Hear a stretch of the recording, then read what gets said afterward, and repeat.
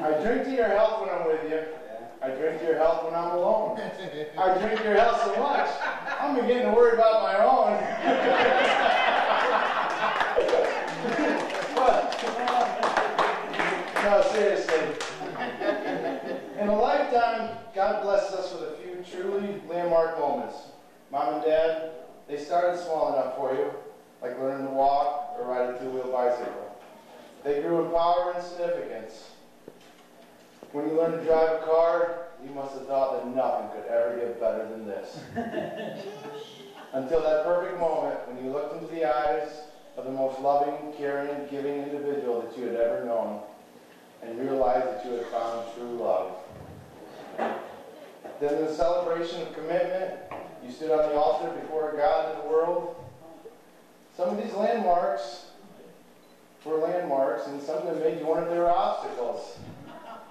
The moments when the doctor told you it's a girl or it's a boy and gave you that perfect gift of life that you created, what a landmark. Raising those children will leave those moments unlabeled.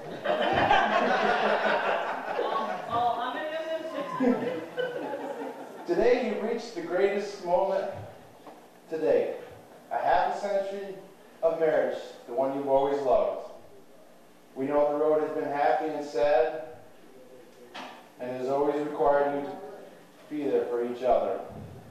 That is why we have gathered today, to ensure that this moment in your lives does not pass unrecognized. In celebrating your happiness, we make witness to this historical landmark moment. It is with great pleasure and pride I say congratulations, Mom and Dad. Everybody, raise your glass and salute. Salute! Very good. Now, will the groom kiss the bride? Who's got a spoon? You gotta do it again. Yeah, all right.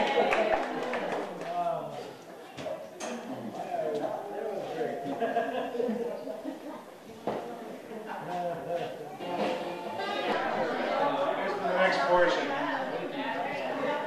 Yeah, the next portion. We're going to start doing the memories early because y'all eat fast. I forgot how my family was. I thought we were all normal people. I'm sorry.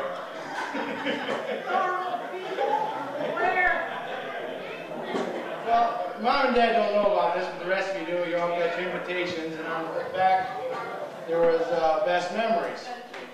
So I'm going to start reading the ones off that people wrote. At any moment that someone remembers one that they want to intercept with and tell, just come up and take the mic and tell your memory. Because I know some people don't write too well. We've all been public educated. Okay. So the first one here is from Karen Flynn. It says, "Thank you very much, thinking of me, but I won't be able to make it. I can remember your 25th anniversary on Little Bear Hill. Great time, except for when Wyatt rolled over his truck. I wish you 25 more happy years." I know, because everyone's done eating. If you were listening, you would know that.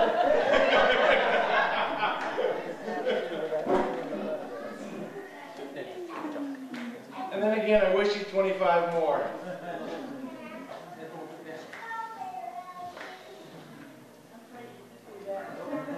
Next one's from Dan Flynn. Mr. and Mrs. Dan Flynn. "I remember when we were kids and Mom went on vacations. Dad would give us Joe bagels for breakfast, ice cream for lunch, and for supper, Dad would take us downtown to Carvel Drive-In for ice cream. Thanks, Dad and Mom."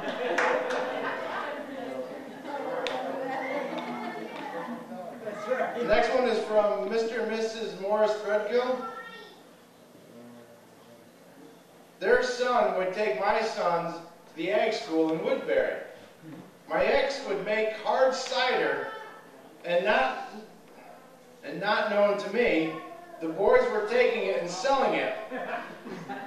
I would pop in on them, and they were the hardest working family. Always ate good because Ethel could cook. Love always, boys, Doris Lewis Threadgill. Yeah, Bobby Louis' so wife. It's from Ronnie Farrell and family. Jerry, remember the day you told our son Jeff in the haymow you couldn't help that you were too big for some jobs and too small for others?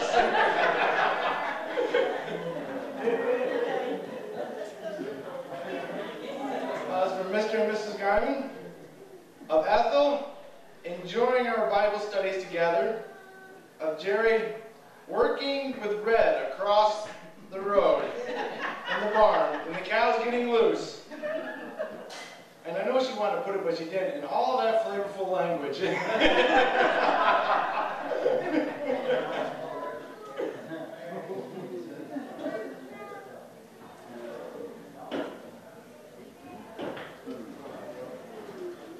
there anybody else that has any? There we go. Samantha, stay in here, please.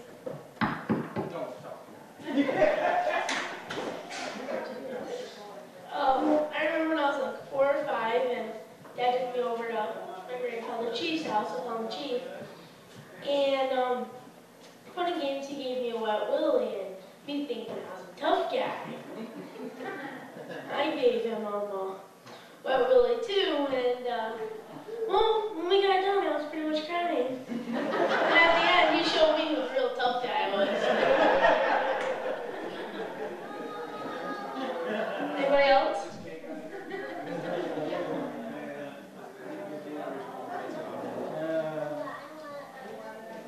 George, you had one. Yes, you did.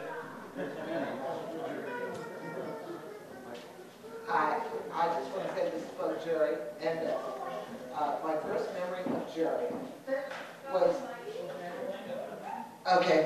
memory of Jerry was, visiting his place when you lived on Black Lake Road and asking if I could pet your cow. I had never seen a cow alive before.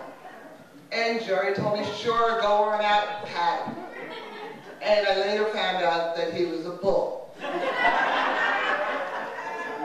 Unfortunately, I didn't get close enough to pat him, but that was good.